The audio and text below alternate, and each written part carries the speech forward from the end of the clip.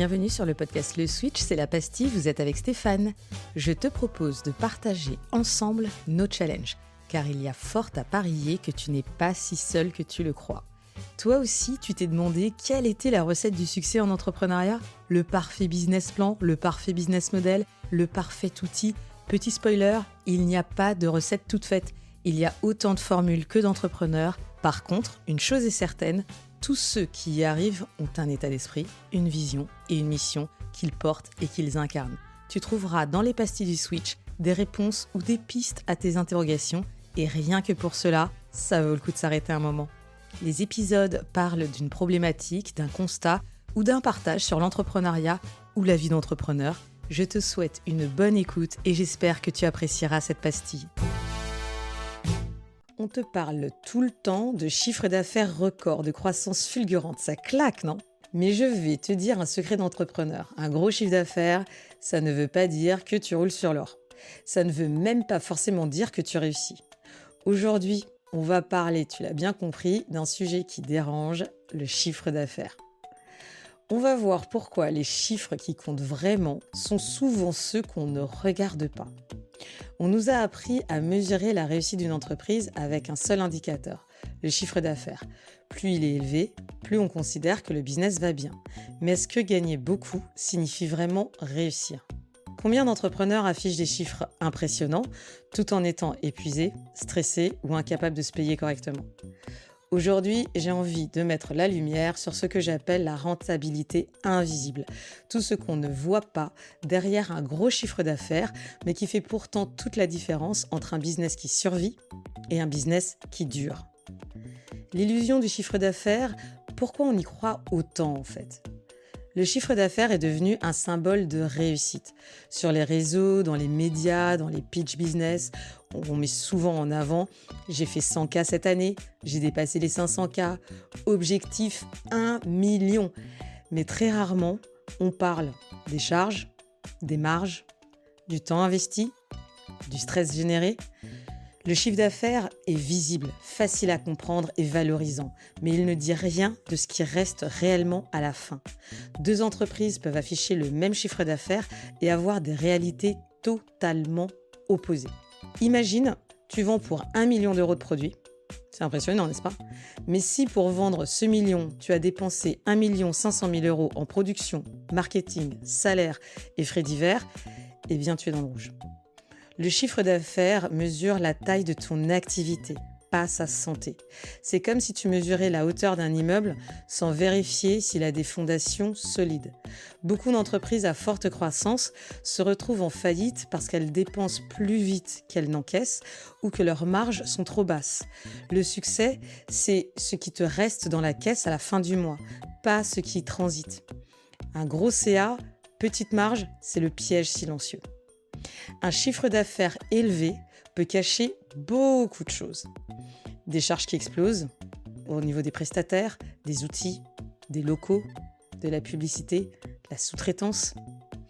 Plus le chiffre d'affaires augmente, plus les coûts peuvent suivre, voire dépasser la croissance.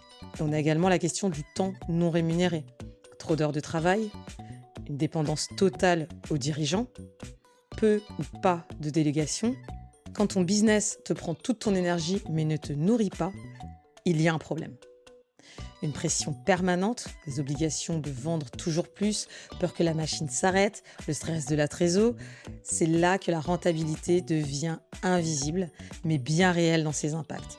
Ce que la rentabilité invisible comprend vraiment, elle ne se résume pas à ce qu'il reste sur le compte bancaire, elle inclut aussi ta capacité à te payer correctement, ta charge mentale, ton niveau de stress, ton temps libre, ta liberté de décision. Un business rentable, c'est un business qui te soutient, pas qui t'épuise. Un chiffre d'affaires élevé avec zéro marge, zéro plaisir, zéro visibilité sur l'avenir, ce n'est pas un succès, c'est une alerte. Je vais partager avec toi mon expérience avec la rentabilité. Ce que, clairement, on ne m'avait pas dit avant que je me lance. C'est que pendant longtemps, je me suis concentrée sur le chiffre d'affaires, tout comme beaucoup d'entrepreneurs. Quand il augmentait, je pensais que tout allait bien. Mais en regardant de plus près, J'ai rapidement réalisé que certaines offres rapportaient beaucoup, mais coûtaient énormément. Certaines missions prenaient trop de temps pour trop peu de valeur. Certaines décisions étaient guidées par la peur de perdre du chiffre d'affaires. Et à un moment, j'ai dû me poser une vraie question. Est-ce que ce chiffre d'affaires travaille pour moi ou est-ce que je travaille pour lui? C'est là que j'ai commencé à analyser mes marges réelles, le temps passé par offre, l'énergie demandée pour chaque client, et j'ai compris qu'augmenter la rentabilité ne voulait pas dire vendre plus, mais vendre mieux. Alors comment rendre la rentabilité visible sans forcément augmenter le chiffre d'affaires ou sans que ça l'impacte? Quelques leviers concrets: revoir ses prix et ses marges, simplifier son offre, supprimer ce qui rapporte peu mais consomme beaucoup, mieux qualifier ses clients, déléguer ce qui n'a pas de forte valeur ajoutée. Parfois, réduire son chiffre d'affaires permet d'augmenter son revenu réel, réduire son stress et retrouver de la clarté. Moins de chiffre d'affaires mais plus de marge, c'est souvent plus de liberté. Un autre point à considérer, ce sont les vrais indicateurs, les KPIs invisibles. Alors, qu'est-ce qui compte vraiment? Voici les 3 indicateurs que tu dois mater comme le lait sur le feu. Attention, ça va devenir un petit peu plus technique. Premier, on a ta marge nette, c'est le Graal. C'est le pourcentage de bénéfices réels qui reste après avoir payé toutes tes charges. Une entreprise avec un petit chiffre d'affaires mais une super marge nette est souvent plus solide qu'un géant sans marge. Ensuite, il y a ton besoin en fonds de roulement, le BFR, et ta trésorerie. En gros, est-ce que tu as assez de cash pour payer tes fournisseurs avant que tes clients te payent? Cash is king. L'argent réel sur ton compte bancaire te permet clairement de dormir la nuit. Ensuite, il y a le coût d'acquisition client. Combien ça te coûte en moyenne de recruter un nouveau client? Si ça te coûte 100 € pour gagner 50 €, clairement, c'est pas un bon plan, tu es pas en train d'aller dans la bonne direction, peu importe ton chiffre d'affaires. C'est là que se cache la vraie rentabilité, dans l'optimisation de ses coûts. Alors comment entreprendre autrement et redéfinir la notion de succès? Le vrai succès n'est pas universel.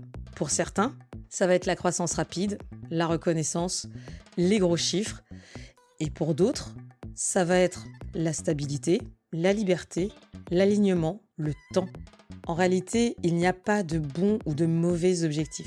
Il y a un objectif qui te correspond. Un business peut être très visible, mais fragile. Discret, mais extrêmement rentable. Et souvent, ce sont les seconds qui durent le plus longtemps. Donc, pour résumer, un chiffre d'affaires élevé, c'est impressionnant. Mais ce n'est pas un indicateur de réussite à lui seul. La vraie question n'est pas combien tu gagnes, mais qu'est-ce qui te reste vraiment? Si cet épisode t'a parlé, je t'invite à faire un exercice simple. Regarde ton chiffre d'affaires, puis regarde ce que tu gardes et surtout regarde ce que ton business te coûte. Parce qu'au final, la vraie réussite pour une société, c'est un business rentable, soutenable et vivable. Merci à toi d'avoir écouté cette pastille. Pour plus de conseils concrets sur la gestion d'entreprise, abonne-toi au Switch sur ta plateforme préférée.